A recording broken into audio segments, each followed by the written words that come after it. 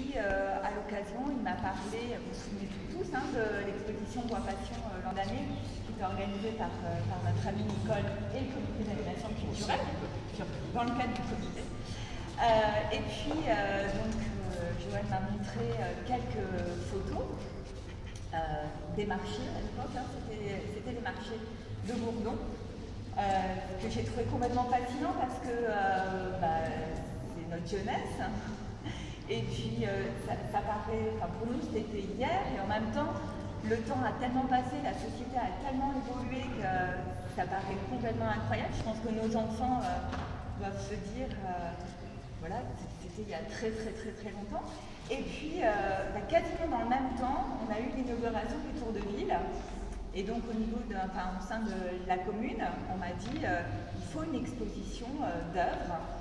Et donc, c'était logique, c'était une évidence que ça soit des merveilleuses photos de Joël qui soient exposées. Donc, vous avez eu l'occasion de les voir sur le Tour de Ville. Elles sont là aussi ce soir, là-bas, à l'entrée. Voilà. Et donc, au sein du comité d'animation culturelle, dont je fais aussi partie, je suis multi-casquette, eh bien, on a souhaité faire cette exposition. Voilà, donc, en tant qu'élue de la commune, je suis très heureuse d'accueillir cette exposition dans cette église. Voilà, de retourner vers ce passé qui est si proche. Voilà, et en tant que membre du comité, j'ai laissé la parole à Joël, à Bernard.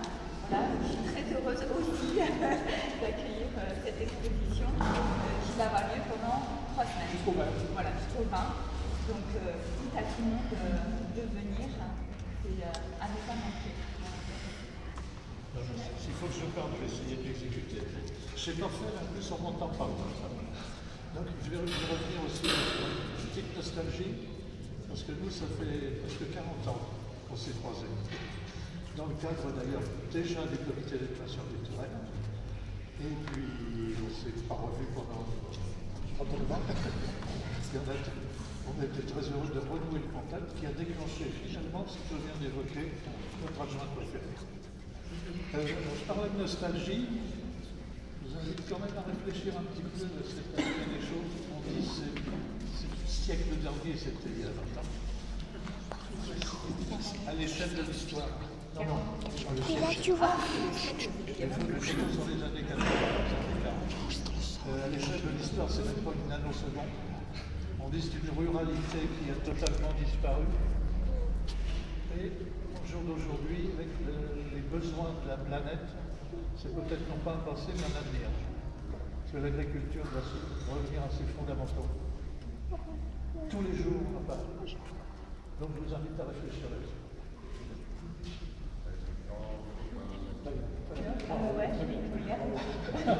Belle réflexion.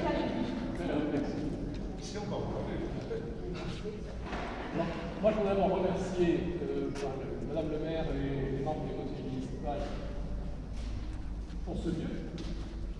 Le comité d'animation culturelle et ses membres pour le projet de cette émission, si on a rebondi.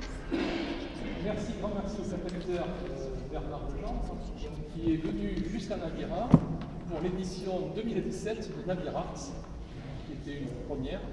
On espère qu'elle aurait reçu tout cela. On s'est revu là. Et donc de la Bois Passion, Nicole Bruno, qui est peut-être par là. Voilà.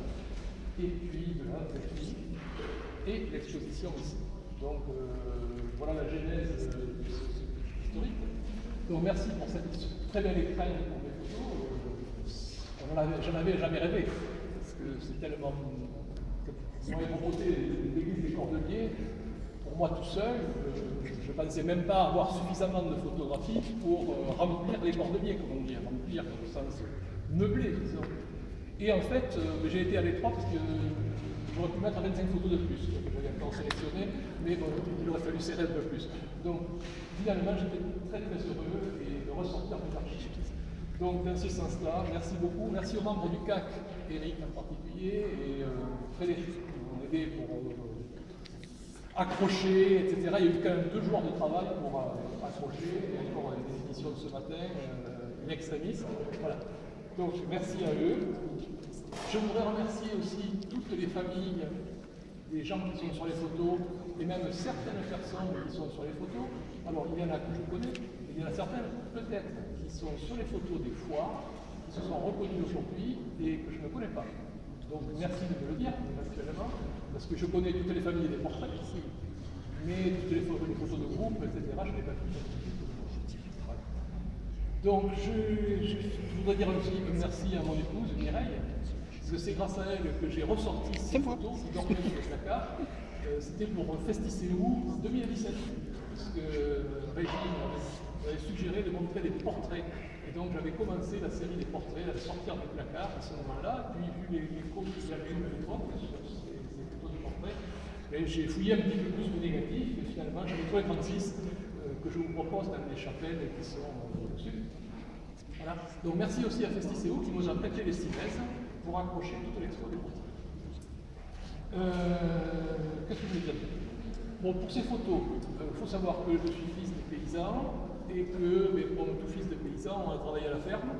Donc, tous ces travaux, là, on y a participé tout jeune à un peu plus mûr. Donc, j'ai démarré la photo en 71, mon premier appareil photo, je me suis acheté un Zénith à l'époque. Donc, j'ai démarré vraiment des photos en 72. En faisant des photos à la ferme, la famille, les amis, les voisins, les frères, les sœurs, des choses comme ça. C'était ça les premiers modèles, disons, qui venaient sous la main. Et puis en 1976, je suis parti à l'étranger pour travailler. Je revenais tous les 9 mois, et tous les 9 mois, je trouvais que ma société rurale, que je connaissais, celle que je connaissais, pour être ma société rurale, évoluait et aller vers une grande modernité et que j'avais du mal à m'y retrouver. Donc j'ai engagé une série de photos, j'ai accentué ces prises de vue, c'est tout ce qui est en particulier dans la nef ici et dans le cœur, sur les gestes, les attitudes qui n'allaient pas durer dans le temps. On sentait que ça allait être un petit peu la fin de cette période-là. Donc pendant une dizaine d'années, à chaque fois que je revenais, comme à l'étranger je faisais des photos découvertes, je revenais ici en faisant des photos découvertes de quelque chose que je connaissais. Et les gens me connaissaient. Donc il y avait une connivence avec les gens. Donc ici, ce qu'il faut savoir, c'est qu'aucune des photos n'est posée. Toutes les photos sont faites sur le vif, y compris les portraits, etc. Il n'y a rien de chiqué, c'est vraiment... Alors tu ne peux pas recommencer en te poussant un peu, non, c'est tout fait sur le vif. Et je pense que ça se sent sur les photos en particulier, sur les portraits. Et donc, toutes ces photos, et alors ici, là, il y a une série particulière, c'est les foires de Bourdon. Les foires au bétail de Bourdon, on avait l'impression, en parlant un petit peu avec les gens, que c'était en décroissance. Et donc j'ai fait les photos en 80, l'été 80, qui sont faites août 80 et la première de septembre 80. Et effectivement, 2 ans après, ils sont descendus sur le foirail qui était à la gare, là-bas, sur le pont de la gare, et puis 4 ans après, il n'y avait pas rien. Il me semble 4 ans après. Moi j'ai refait des photos en 84, il n'y avait plus de vaches, il restait que 3 ou 4 veaux, et il y avait que quelques moutons. Et peu de temps après, on n'a pas la date exacte de la fin, de la dernière, même M. Capel ne se souvenait pas, quand est-ce que la dernière, mais la dernière c'est dans les années 85-86. Donc ça c'est la fin de quelque chose maintenant ici. Au niveau de la présentation, vous avez déjà fait le tour, je suppose. Dans les 2 chapelles nord, ce sont les foires bestiaux, avec le départ des courses pour le marché aux veaux. Je ne sais pas si vous avez vu les maquignons qui partent à fond alors que les veaux sont garés en face. C'est le coup de sifflet du garde champêtre que ça démarrait, parce que de l'aveu de M. Chapelle et de M. Maillet, comme on a interpellé maintenant, il y avait beaucoup moins de veaux que de marchands. Donc il fallait absolument arriver le premier et attraper l'accès du veau pour être sûr de l'avoir. Donc ces photos 80 et tout le reste, c'est des photos que j'ai démarrées de 72 jusqu'aux années 85. C'est ça le gros morceau de mes débuts. Il y a 2 photos, 2 portraits plus récents de 99 qui sont juste sur une pile là, qui ont été faites à la fête du pain à la Fontane.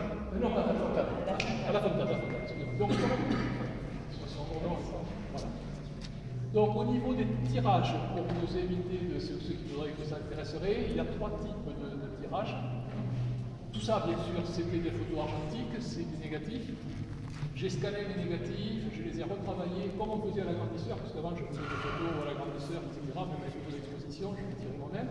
Donc là, je le fais à l'ordinateur, d'une façon, avec le logiciel que l'on a et avec les outils très très fins que l'on a, on l'a fait beaucoup plus, de façon beaucoup plus subtile, beaucoup plus fine encore que sous l'agrandisseur, je trouve. Et j'ai confié les tirages à un laboratoire, c'est Pic de Toulouse, qui a fait les tirages. Tout ça, c'est des impressions sur de la route, avec de la route, ce sont des encres pigmentaires pour assurer la conservation dans le temps. Alors il y a 3 types de supports. Dans les marchés, enfin les foires, c'est des très grandes, c'est de la vache, c'est comme de la toile cirée, c'est de la vache haute résolution. Celles qui sont plus petites, c'est directement imprimé sur la matière. C'est un Dibond, donc c'est un support aluminium, c'est directement imprimé sur l'aluminium. Voilà. Ici, dans la chapelle et la nef, c'est encore autre chose, c'est sur du papier. On a un meilleur rendu que directement sur le Dibond, et c'est collé sur le Dibond. Et en plus, il y a une petite protection devant qui évite les rayures éventuellement, sauf que là-bas, on n'en pas.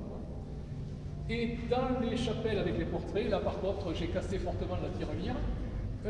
C'est un papier spécial qui nous permet de retrouver pratiquement la même texture et le même rendu que ce que l'on faisait au laboratoire dans les années 80.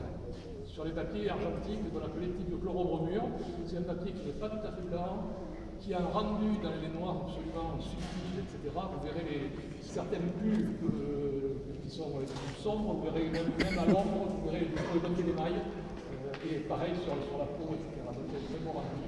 Voilà. Donc voilà, j'avais rien à vous dire, c'est pas grave. Sinon, je voulais quand même préciser un petit détail. Il y a quand même ma fille qui est là, qui est ma petite fille. Ma fille a un regard photographique assez sûr. Ce matin, elle a fait une photo de son papa, la chapelle, elle est déjà sur Facebook, avec un rayon de lumière qui tombe sur moi. Oh là là. Divin. Oh là là. Et ma petite fille qui est assise ici, Léa, pour ne pas la nommer, qui a commencé la photo le jour de ses 6 ans. Et actuellement, nous sommes en train, elle est en train de faire un repérage des portes anciennes de